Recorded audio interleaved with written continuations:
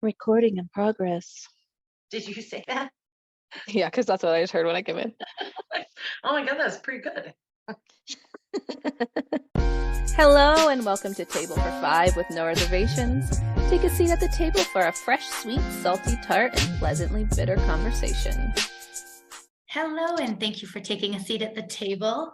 Tonight, we are going to discuss our traveling tips from the table. For any new listeners, we are 5 moms. We all have autistic children. We have all traveled with our children by plane, I do believe, all of us. Some of us have great stories. Some of us had some hard stories. We thought we would share with you some of our tricks and tips and all the fun things. I think the main thing you're going to hear from everyone at this table is how much all of us love TSA cares and how helpful they are. Depending on the airport, it does vary, of course. They told me never to expect help at LAX because it's such a big airport, but maybe you've had a great experience with them. So we're going to chat about that tonight. So seated at a table today with me is Jamie Ramos. Hello. Kim McIsaac. Hi. Tabitha Cabrera. Hello.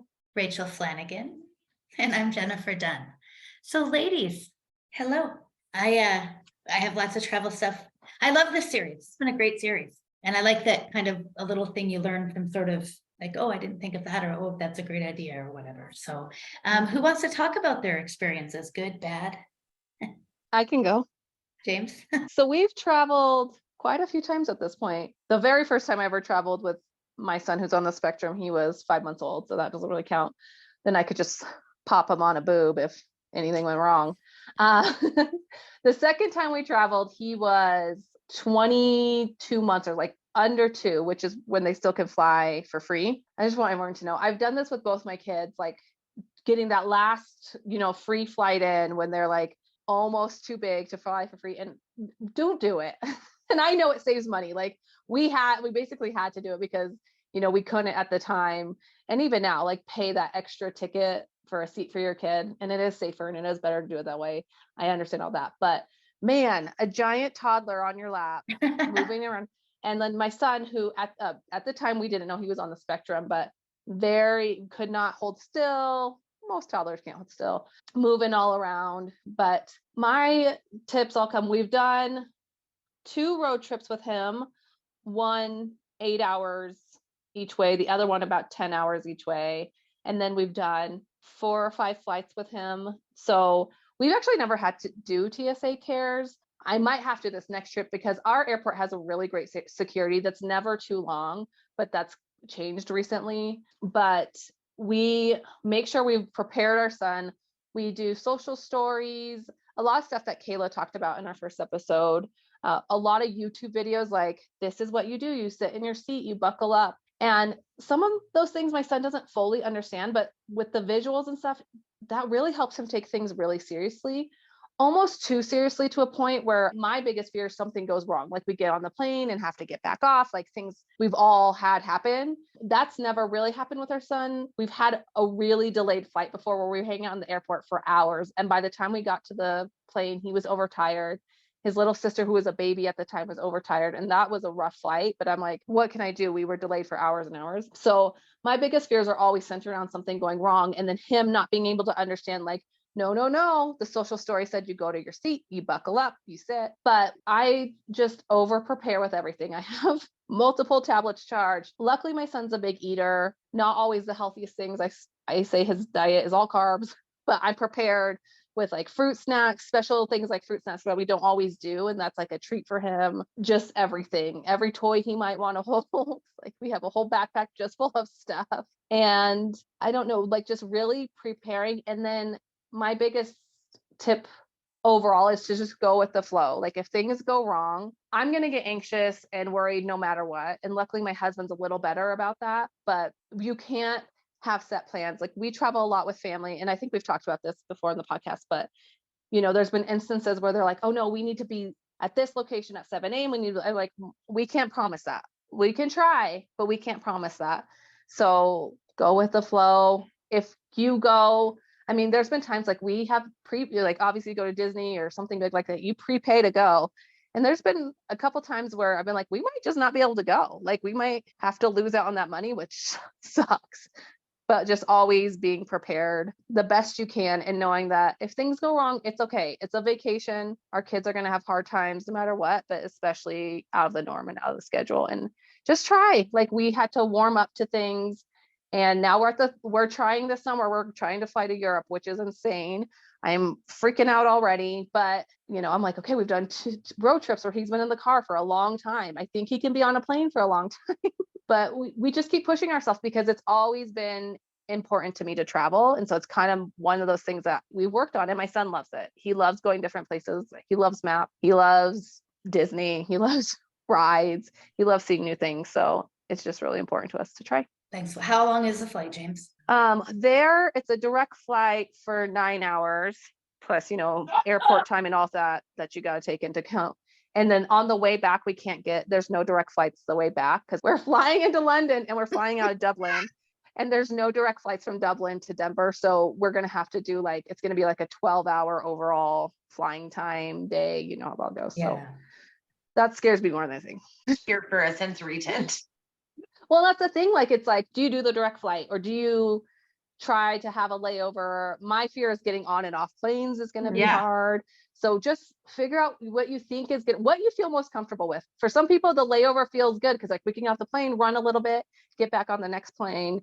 For me, I always go for the direct flight if I can. So yeah, my thing, and I'll talk more about it after, but my thing is if there's a problem, there's nowhere to go. There's nowhere to go. And there's nothing worse than people that are judging moms. And it's like, I always say, I've said to someone, she's more stressed out about her baby crying than you are. Trust me, back off, man. Like, people are so rude about it. And you're sweating in places you didn't even know you could sweat when your kid starts to put a little stink up on the plane, right? So please be patient with us. When Amelie was a baby, that flight where she cried most of the flight. I felt horrible. I was so uncomfortable. People were being very nice about it because they had all been over delayed. They knew, but that was the most uncomfortable thing. And we were going to Orlando. We got to Orlando. I was like, I don't know if I'm going to get back on the plane to go home. I might just live here. Yeah, so bad. I'm just here. But you, Rach, you guys traveled last summer. Visiting Tabs in Phoenix at the time. And that was probably our biggest planning. Really our only trip of just my daughter, my husband, and myself. We've traveled a couple of times with my family, which is like a party of 13. And it's been a Disney cruise. And that whole dynamic is so different, like traveling with a big pack versus doing it alone or doing it in, just us and the kids, right? So I love a travel with a pack. I would go anywhere. I would do anything. I prefer direct flights. And when you get there, take it slow. Like for us, if we're going on a cruise, we want the day before and the day after, like the day after you board and the day before, scheduled right outside of the ship. So like it's in Port Canaveral, and then we get to get on the ship the next morning and we get to get off and whatever. So we've got like some calm between the chaos of getting off the ship and then like traveling and then getting on an airplane, because that is a show in Flanaville. Too much. In the trip to Arizona, we really had a hard time in a couple of things, but we left knowing a few things that we would do again. And those are an Airbnb that feels like a personal resort.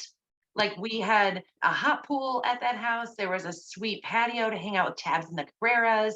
It was a nice living room and sort of an off family room as well, which was good. So like, I just believe in several spaces. I cannot imagine having Sealy decompress and having Billy and I enjoy our trip if we were in a rectangle hotel room. Like, just kill me. I can't, like, there's not enough spots for us to like be near one another and away. So I believe in the 100%. Airbnb. We also do like grocery delivery. So the yellow chips and the green chips are there, like all the things that we can do to prepare and make it like home. But like Jame, I do a Mary Poppins bag of tricks, like the backpack's full of new stuff, shit she's been asking for since December of last year, like the silly putty she never gets to have, the crayon markers that she normally eats. Now I'm sitting next to her so she can have them, like I just dollar store, go ham. And in addition to that, the way that I can best schedule our family is to do like an outing or something in the morning and then one in the afternoon and expect nothing else. and like a come home in the middle. So I pack that way too. So like I use these packing cubes, which are these zippered rectangle things. I put, Love a packing cube. oh my God, I love them. Available on Planet Goods in 39 colors because I am about those things. The packing cubes are like rectangle bags that have a zipper pouch, or like they are a zipper pouch. So I put my outfit, her outfit, anything that's for that, go to the dinosaur place in Phoenix right there. So that way, like I can take out Tuesday morning and have the whole day.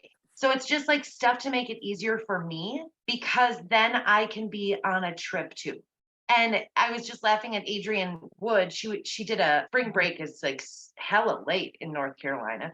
And so she was just gone and came back, or well, she was gone actually. She said, I thought I was the first one to come up with this, but in 1998, the mom started writing about how this is not a vacation. This is a freaking trip. Like this is not a vacay.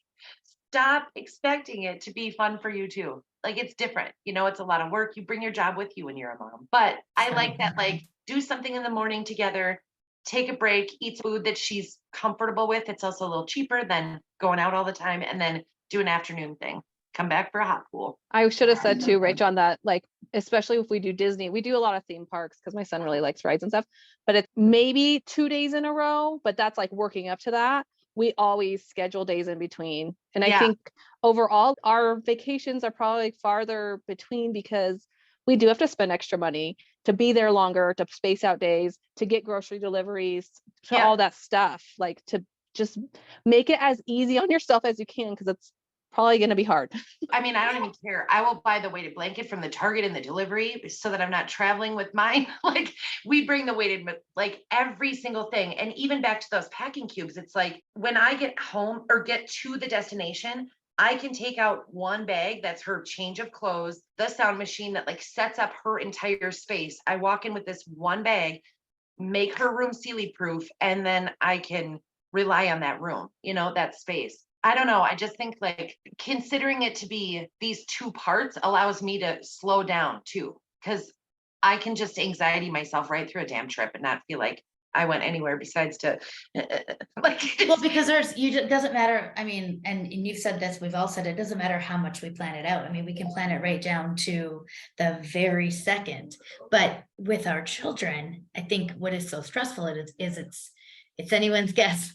You just don't know what could actually be a trigger or whatever it might be. For me, like I said earlier, I do the same thing. I do the day before, the day after to have a little bit of decompress time. But the ride home is always a little bit hard because it's like, you've been away for 4 or 5 nights or whatever it is, or 3 nights, and then it's all the excitement crammed in and then you leave, and it's for us, we're international, so it's a 3-hour minimum at the airport. Well, that's fun, so even before we get somewhere, we're 4 hours in because it's an hour to the airport and then it's 3-hour wait and then it's 3 to 3.5 hour flight. So it's a really long day for her. So I also will do an Airbnb typically, because unless it's like one night for a staycation somewhere, because I like to be able to at least cook My her daughter dinner. loves a hotel, but I would not go more than one night in a hotel just with her. I mean, it's just like shit show. My daughter eats, but she's very restricted still in how it's plated and presented. And so at least at an Airbnb, I can make sure she has a healthy breakfast. And then if it's fries the rest of the day, so be it, we're on vacation, but at least I get something into her. And then we have somewhere to come home and decompress. And again, it's not happening in a little square room with neighbors on each side. And, that's kind of nice. Kaya's been traveling since she was little, like 9 months, I think was her first flight. Her dad lives in the States. We live in Canada. And I also traveled with her before I knew she was autistic. So there was many times I can remember being at the San Francisco airport or LAX and not knowing that this kid didn't stop moving, and she was in and out of stores and weaving in and out of things and people, and she never sat. And it was always so stressful when she got to kind of moving stuff. But she's generally pretty good. I, like everyone else here, make sure I have all iPads charged on deck. If there's new movies, I download them so that she has them available. I always try to get Wi-Fi the second we get on the plane. Like everyone else, I bring all the snacks, favorite treats, things, if there's something she's been wanting, I as well will order it. So I have it there so it's fresh. I try to have fresh things. And then hope for the best and order my cocktail as soon as I order her water. And that is my number one tip. Yes, that's my number one tip. And I'm a big, I guess I should only speak for myself with TSA cares. I'm a huge fan. I think Sky Harbor has the best TSA cares in the country, but we had them at San Diego. They were great. I've had them at John Wayne. They were great. We don't have that here, but we have sort of something equivalent to that. Yeah, so you just email them and they kind of connect you with everything. So highly recommend it if people are traveling with kiddos. Hey, Kimmy, what about you? I mean, you've been doing this longer than all of us, so. So our first big vacation, we took when Alyssa was 5. And we did a big trip to Florida. We did not fly. We didn't fly for many, many, many years with her. She was always very unpredictable. So Neil's mom had gotten diagnosed with pancreas cancer. They gave her 6 months to live. And she was like, yeah, I want a family vacation. I want to go to Florida. And we're like, okay, we'll make it happen. Even her school was like, yeah, we don't recommend it. Because she was still very, very hard then. And just change in general is so difficult for her, like even still. So driving to Florida, it's a 24-hour drive if you drive straight through. And that's not going to happen when you have multiple people and children with you. So we decided that we would drive. We rented a 12-passenger van. So my brother-in-law and my husband took turns driving. So it was me, my husband, my son, Alyssa was 5. I was pregnant with Kara, my mother-in-law, his sister, her boyfriend, and their son, who was 3. So Holy we were Hannah. just like, we're just going to do it. We're just going to get in the car. We're going to drive and we're going to do it. So there was a couple things that I knew. I knew because Airbnbs were not a thing at this time. So we're like, there's no way she can do a hotel. Like that's just not an option. So fortunately for us, my mom had a timeshare that she let us use to go down with. So it was a 2-bedroom, had, full kitchen, bathroom, all that. So worst case scenario, it'll be like being in an apartment. We'll make it work. My biggest tip is don't have a huge expectation, because even without an autistic child, when you're traveling with kids, a lot can happen from A to B that you're not planning on. I feel like you sometimes get set in wanting to do certain things and wanting it to be certain ways. And that is just not always possible when you have a child with severe needs. Like it just might not happen. So I think that you just have to have that mindset to be flexible to begin with. And we were traveling. So we traveled with all those people I just named. Also, my husband's brother, his girlfriend and their daughter was coming. They drove separate, but they were also coming down for the trip. My mom and dad came, they stayed in their own place, and my sister came. So there was a lot of people there, but like one thing that we just learned very early on is like, we just have to do our own thing. What you're going to do might not work with our child. So it's like, we just have to worry about Alyssa first and like not worry about keeping up with what everybody else is doing, because I just think that stress and pressure on top of you. Of course, we want to be with the family and be doing things with the family, but like, it's not worth the fallout of having her do something or go somewhere when we already know that it's not going to be a good situation. Well, it's like Jamie said, like we'll do our best, but we'll, try to be there. And we have, we already had, our family knew the situation. So we had already had like talked to Neil's sister and my parents and stuff, and they would take my son along if like for some reason we couldn't go. We would either split, which isn't the best case scenario. Like you don't want to split your family up, but like sometimes you just got to do what you got to do to make it work. So so they can enjoy it. Like I'm sure Neil enjoyed going with them, if he had to, then sitting exactly or wherever with you guys. And sometimes like it's that, I might have to stay back with her, or Neil might have to, so whatever it was going to be, we had no idea what it was going to be. Like we were warned.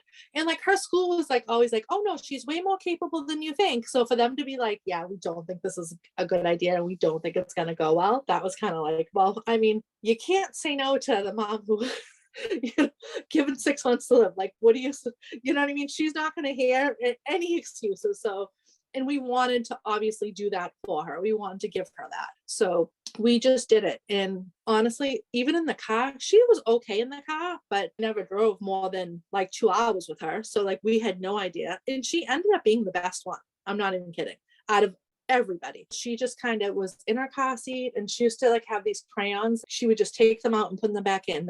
Was just like a calming thing that she had. So we obviously had that. I mean, there was no iPads then. So I couldn't give her an iPad. Before an iPad, yes. I'm not Cheers for kidding. Kimmy. No And I- Wi-Fi. I think this is before like iPhones and stuff too. So this is because this was 2002 that we went. So we just did it. The thing is, she didn't sleep.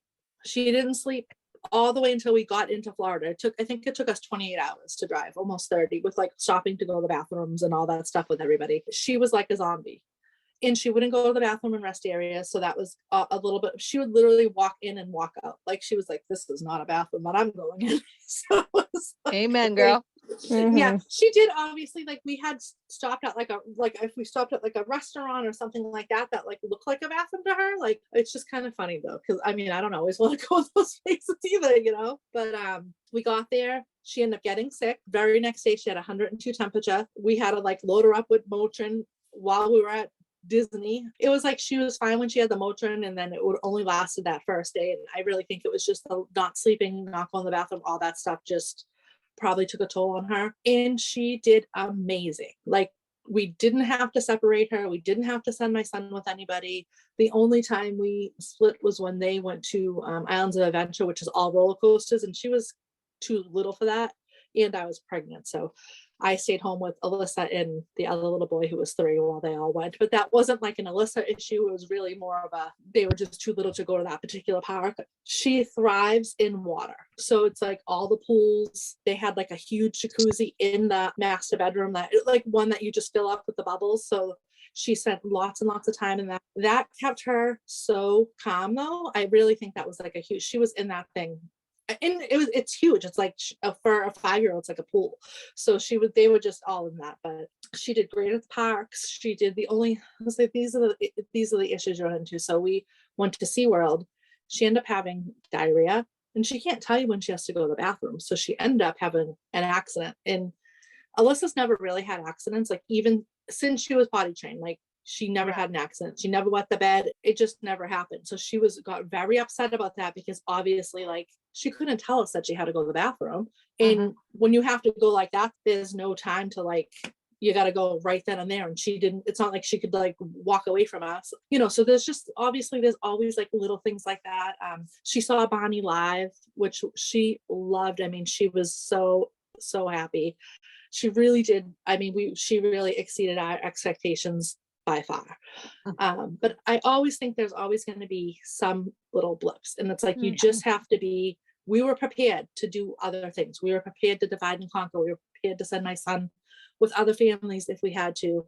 We knew that like things might not go according to plan. And I think it's really important just to have that expectation and just to be flexible, and hopefully have the people that, if you're traveling with other people, to have them be flexible, because it doesn't always go that well. And I'm very thankful that we did that, because I don't know when I would have taken me to go on a big vacation like that.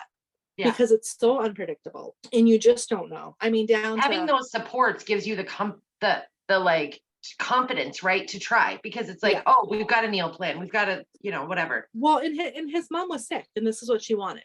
You know what I mean? We knew that she didn't have a long time.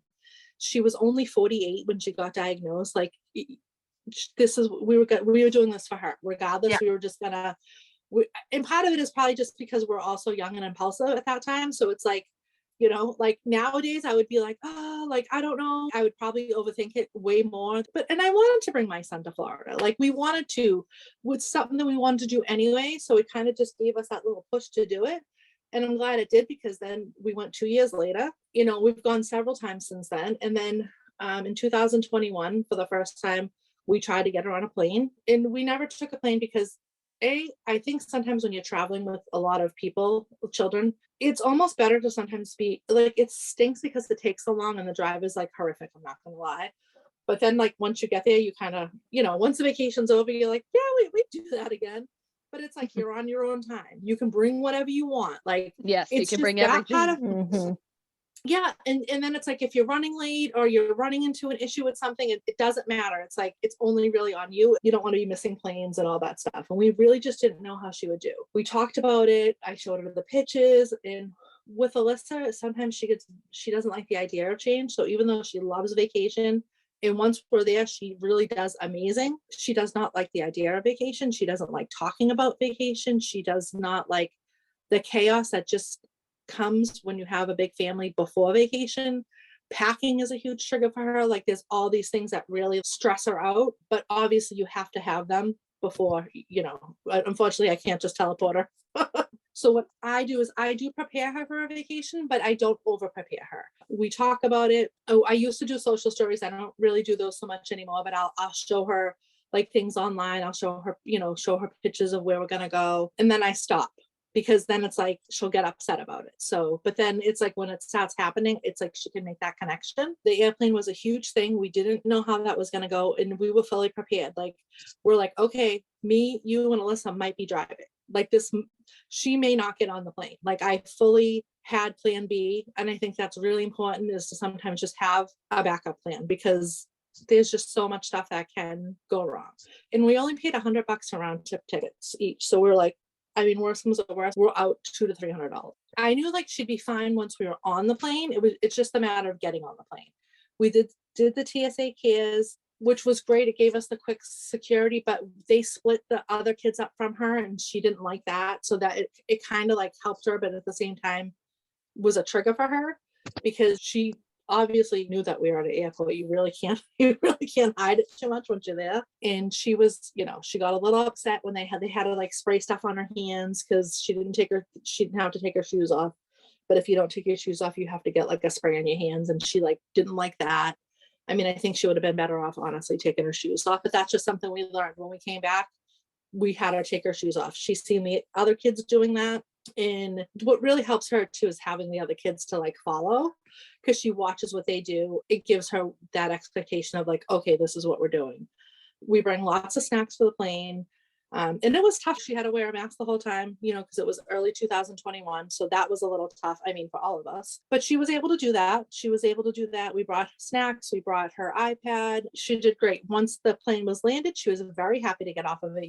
You could see like she had a big smile. She's like, okay, we're done with this. We were kind of like, in our kind of thought process was to like, obviously like we can drive to Florida. Like it's a long drive, but we can do it. But if we wanted to go to California or Hawaii, I don't know if we'd have actually have the money for that, but if we did, we can't drive there, so it was like, this would be our opportunity to kind of try to see if we can get her on a plane.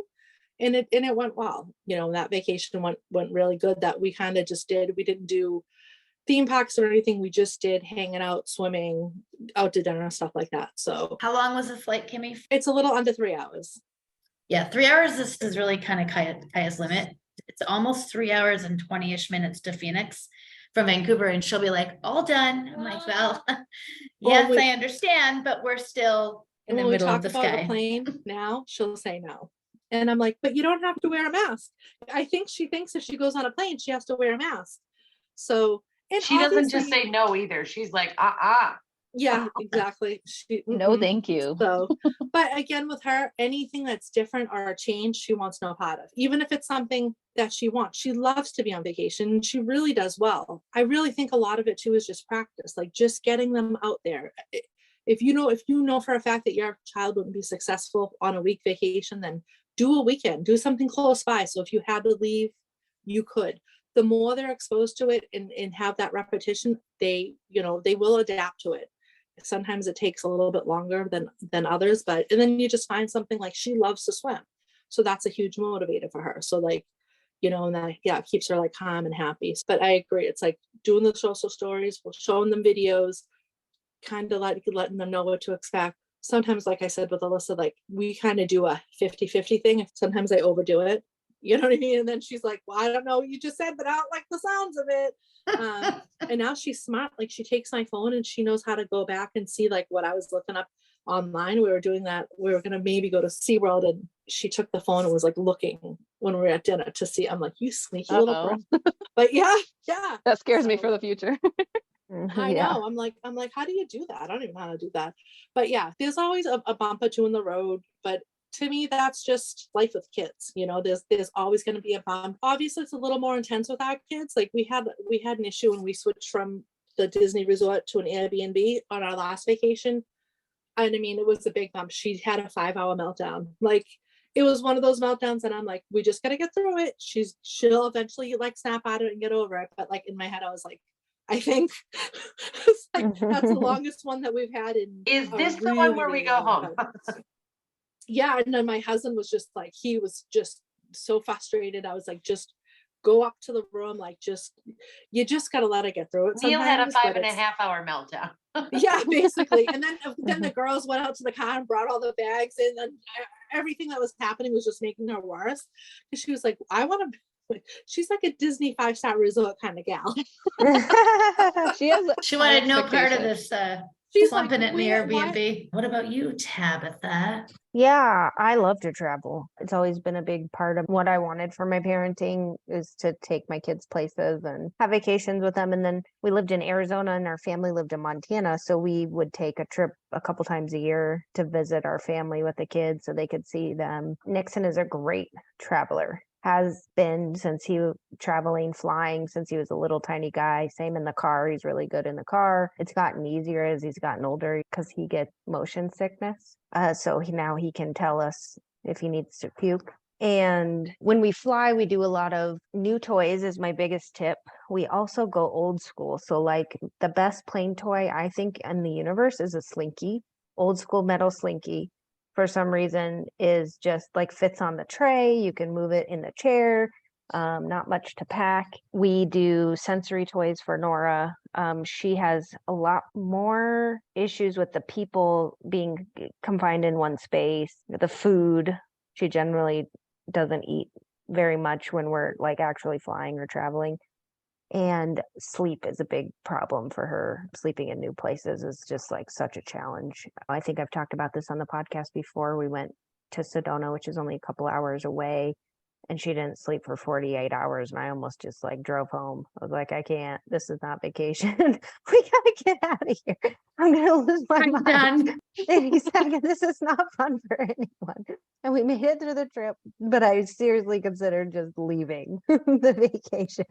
So hard. But she's gotten better now that she can sleep in a toddler bed. That is helpful because she can sleep other places. And I think part of her problem too is that we had 2 years of COVID where we couldn't fly with her because she couldn't wear a mask, and we had a bunch of issues with that. And so I think Nixon's exposure to traveling started so early that we had like this good foundation of like getting on a plane and the system for that. He knew what to expect. And so I think with her, it's just now laying the foundation of getting on airplanes or flying somewhere with her, which she did do pretty good the last time. Some tips I would say, like I'm an over planner.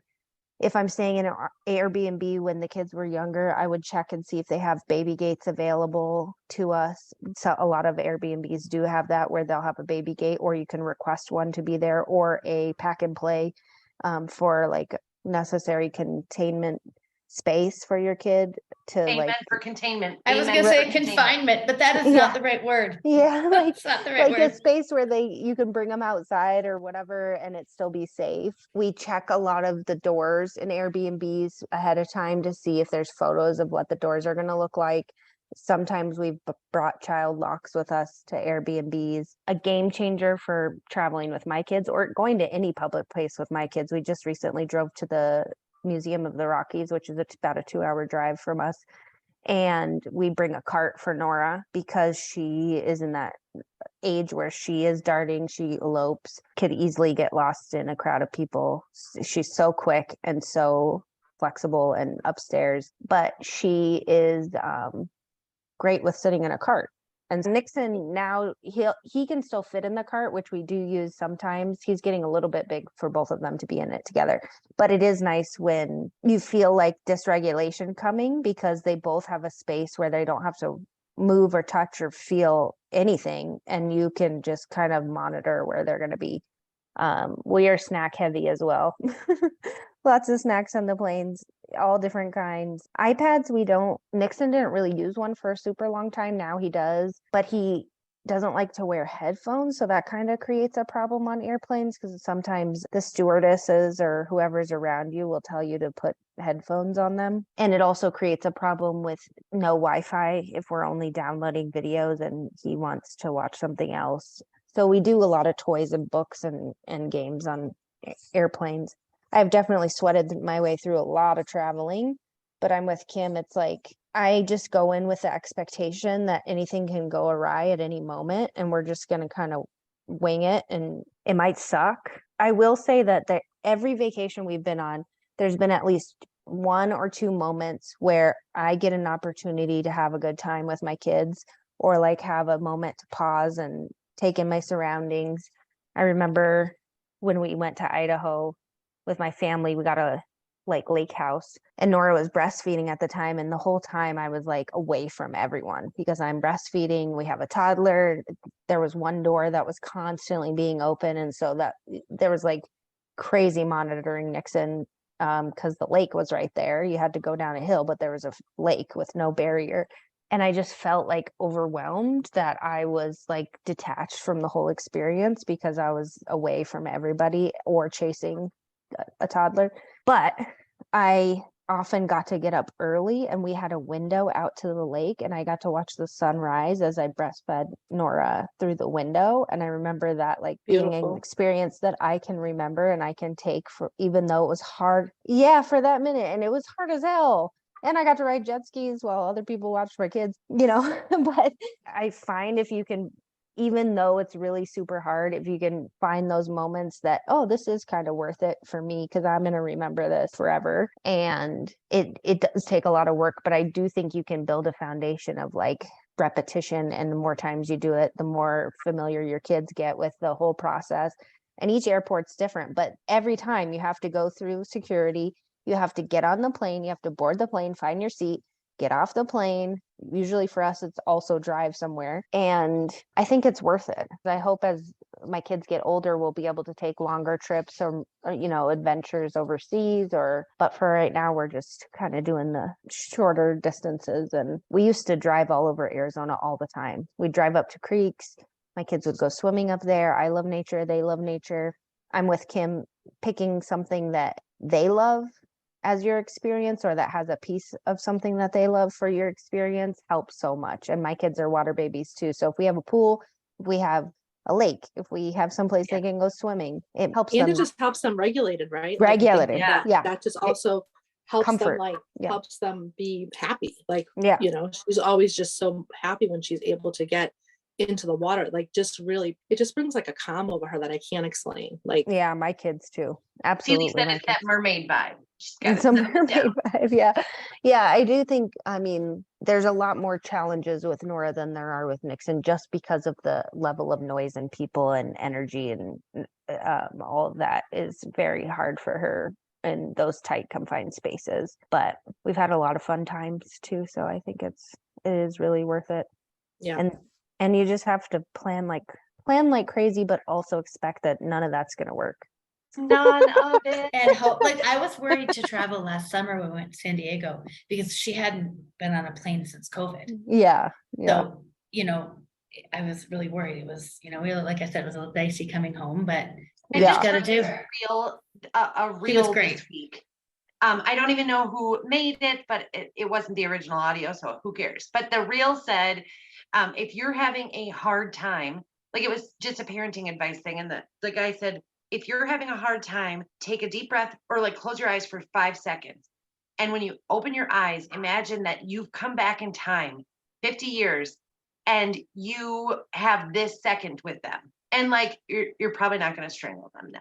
Like, you're probably gonna, I saw that exact same thing, Rachie. I saw that exact same Yeah. clip, and I told Jamie, did Isaac. it shift your whole like axis? I was like, oh Because yeah. it was like, It- if the last time you could talk to them at this age, at this time, like, Oh, it really Here, makes you think. jerker. I was like, Jesus, okay, I'll calm down. Thank you for the perspective, mister. Yeah. So My But I other- think that's so real on vacations, like, Yeah. Arizona. Listen, we were on the side of a big highway. My kid was kicking us from the back seat of the car. We could not have gotten a better car. Like, we couldn't have remedied what went wrong. We even were on a ride to keep her balanced because, like, being in the straps and whatever, but just too much was too much. I don't want to be kicked on the interstate in Arizona. I don't want to be on the side of the road that I don't know. I don't On the want freeway. I was in a bad spot too, Tabs, Yeah. wasn't I? Yes, you were. But still, we got back to the place. We got her in the hot tub. We got her calmed. And Billy and I were able to sit on that patio. And like, take in a second. It's just, Mhm. and she would have had a meltdown that day if we were in Minnesota, right there at home. Like, you know, I feel like perspective is so much of what you need to remind yourself of every time you Yeah. have a suitcase, you know? My other Oh, tip go is giving our kids freedom of space. So Yeah. that whole traveling is confinement. They're confined in Yes. tight spaces and airplanes and cars. So if we have a layover, I let my kids run in the Yeah. airport, like wherever it's leash. going to be, or we try and find a space where they can run back and forth, or they can move their body or whatever, because that's a long time for me to be confined in a tight space, let alone them to be confined in a tight space. Like I get like claustrophobic on long flights, and so I think giving them freedom to kind of find a space where they can just move their bodies the way that they need to move their bodies. And frankly, I mean, airports, people are hustling and bustling back and forth, so no one's going to care if your kid's running back and forth in some place. And if they do, who cares if they do? Yeah, who cares? But all I can Cares? think, Watch Tabitha, away. is if we had a layover, that would just probably be where our vacation had to be. Yeah. Should not leave it. Like, Yeah. I get back on this.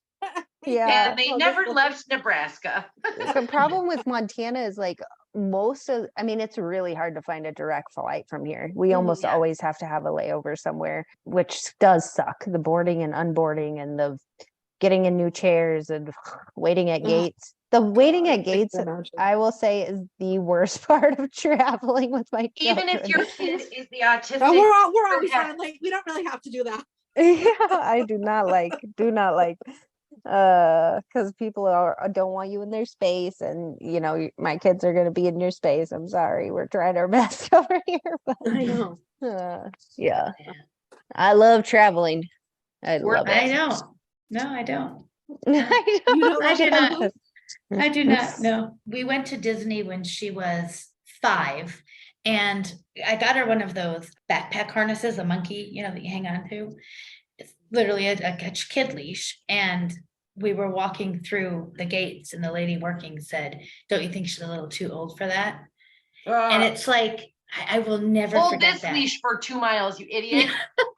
And it was actually Kaya's dad that said, "You have to get something because Jen, it's so packed in there." Yeah. And it would just really be the blink of an eye. She was so erratic at the time. She still Billy didn't was go like, the safety, leash but- is on the bunny. The kid's wearing the backpack. Stop it. Like, Yeah, but he had it's such a complex about our it- leash. was the darting, and so that was really Yeah. a safety thing. But it Mhm. surprising at that comment, because I can't imagine I'm the only person that's walked in with a child leash on their kid. Uh-uh. Yeah. And the other thing real quick, I just want to say, if for listeners that may not be familiar with TSA Cares, you just Google the airport in your area with TSA Cares, and there's a phone number and email that comes up. And what they do is they meet you typically at your entrance and bring you and your family typically through, so they can bypass lines and go through security really quickly. And I have a lot of Phoenix stories, but the one is they took us up this back elevator, and he said it's usually where they take all the stars, like Brangelina was in it when they were there. And it's just this back of the airport thing, and they were great. So I highly recommend it if you're traveling with your kiddo. But yeah, so plan ahead if you can, kind of learn your surroundings. I do try to do that, kind of figure out where we are, and Mhm. be prepared as we can be, but anything goes. It's a lot of stimulation from leaving the door until you come back home. So Yeah. Give Alyssa's your, always so happy to come home. yeah. As Yeah. much as she loves being on vacation, when she knows we're coming home, she's also like happy, Yeah.